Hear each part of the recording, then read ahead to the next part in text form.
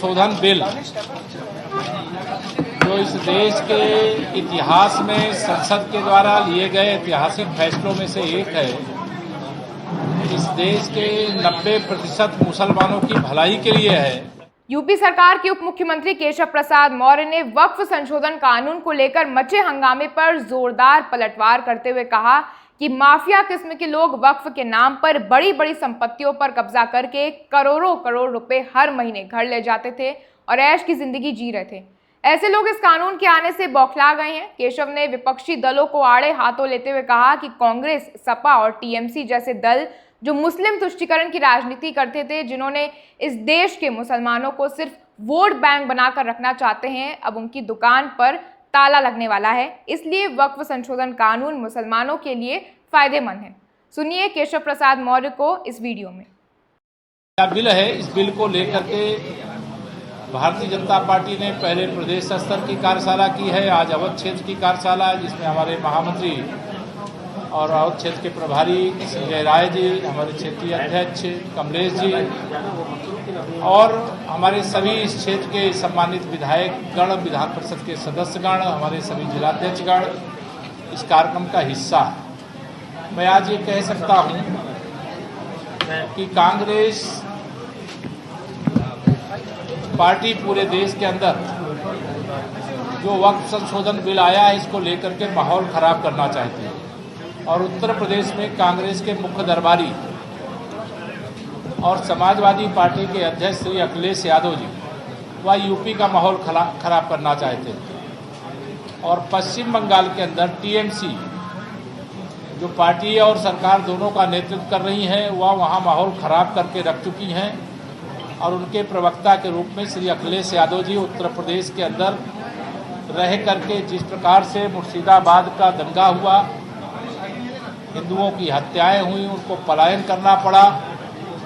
यह एक साजिश है जो तुष्टीकरण की राजनीति करने वाले दल हैं। और मुझे पूरा विश्वास है कि देश के मुसलमानों का समर्थन तो वक्फ संशोधन बिल को मिल ही रहा है, लेकिन 2027 के विधानसभा चुनाव में जहां सपा की साइकिल चलती थी, जहां कांग्रेस का पंजा कहीं दिखाई दे जाता था, उन मुस्लिम बूथों में भी भारतीय जनता पार्टी के सुशासन का, विकास का, वक्फ संशोधन बिल लाने का कमल खिलेगा।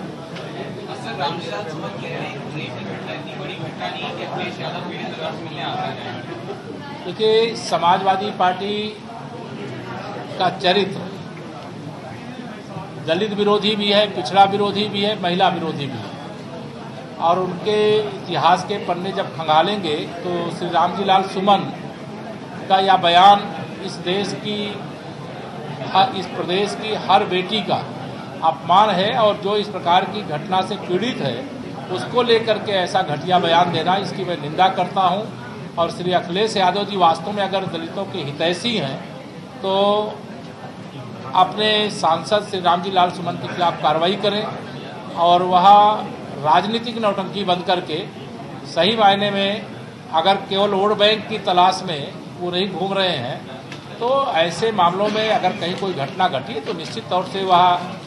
विपक्ष की राजनीति करते हैं तो वह उठावें। सरकार तो जो भी दोषी होंगे उनके खिलाफ कठोर कार्रवाई करेगी, लेकिन यह बयान घटिया है, इसकी मैं निंदा करता हूँ। माननीय न्यायालय के आदेश से अब भारत सरकार के सामने है विषय, और जो विषय भारत सरकार के सामने है 10 दिन में कोर्ट में प्रस्तुत करना है वो प्रस्तुत करेंगे। इतना कहूँगा कि श्री राहुल गांधी जी जब विदेश जाते हैं और जब वह भारत विरोधी बयान देते हैं, भारत की संवैधानिक संस्थाओं के खिलाफ बयान देते हैं, तो कांग्रेस पार्टी के लोग नेता उससे खुश होते हैं। इसीलिए मैं कहता हूँ कांग्रेस पार्टी आज बिना रीढ़ की जैसे का शरीर होता है वैसी स्थिति हो गई है और पूरी कांग्रेस पार्टी गांधी खानदान की गुलाम हो गई है। धन्यवाद।